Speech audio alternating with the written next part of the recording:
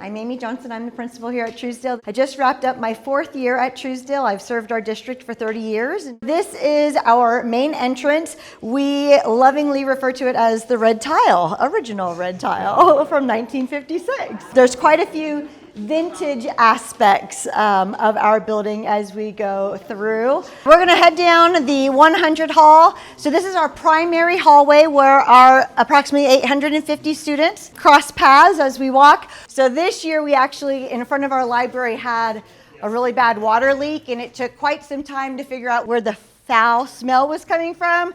Welcome to the Truesdell Hangar, vintage 1956. So we have all 3 grade levels, 6th, 7th, and 8th graders have PE in here.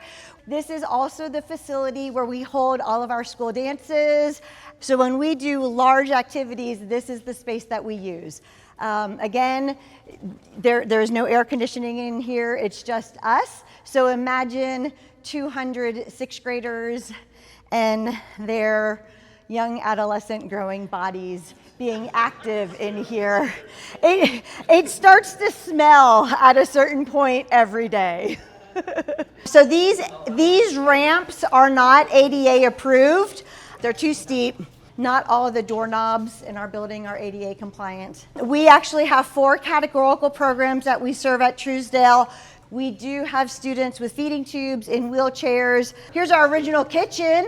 The food is prepared at the service center and then delivered and warmed up here. We do have 2 cafeterias. Our other cafeteria is on the opposite side of 500 hall. They load the food onto a push cart and they go down the ramp outside in the weather conditions, whatever that may be, snow, ice, rain, all the things, and they go back up the other non-approved ADA ramp to the other cafeteria to serve the food.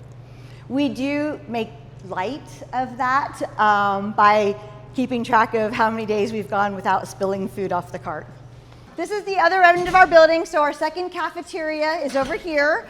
Over here we also have one of our academic life skills classrooms, so that is students with medical needs. Our nurse's office is on the other side of the building. There's quite a distance for the nurse to go from one side of the building to the other. This is the original Woodman Elementary School. So now you're walking into a smaller space, narrower hallways, smaller classrooms.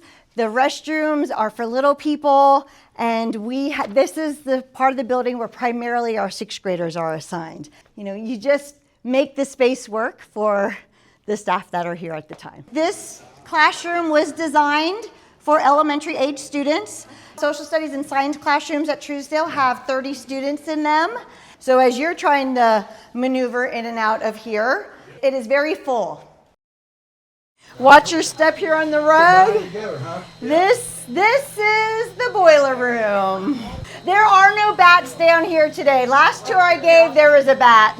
There are several different systems to maintain this building. It's not unusual if one system goes down, so you might have heat on one side of the building and not on the other. You might have air on one side of the building and not on the other.